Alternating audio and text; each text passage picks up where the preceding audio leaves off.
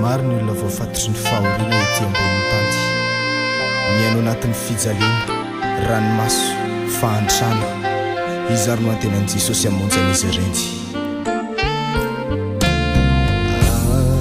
Ambadikany misy feo mitomany miantso fanafana famonjenare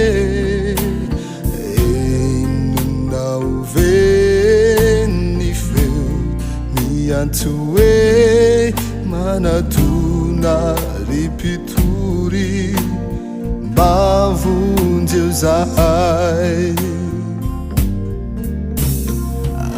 Anyambadikany misy feo mitomany miantso fanafana famonjenare enonao veny feo miantso hoe manatona ripitory kavonjeo zahay.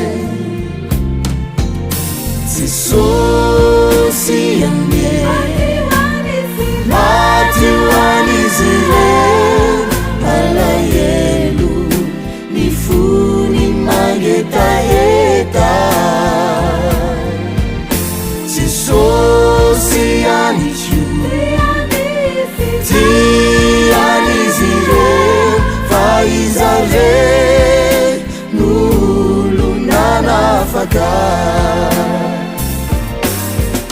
Jesosy ane maty hoan'izy ireo alahelo ny fony mangetaheta.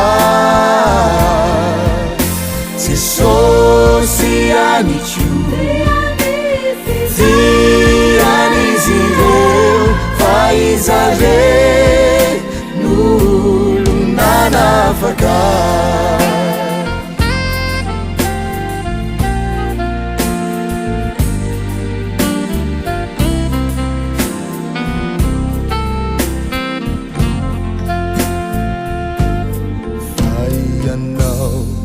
Izay mandre izao irako izao ianao no tadiaviny amonjy an'izy ireo ka miomana ianao. Aza manay aza matahotra fa Jesosy ombanao. Jesosy ane maty hoan'izy ireo alahelo ny fony mangetaheta. Jesosy an'io tian'izy ireo fa izare n'olo nanafaka.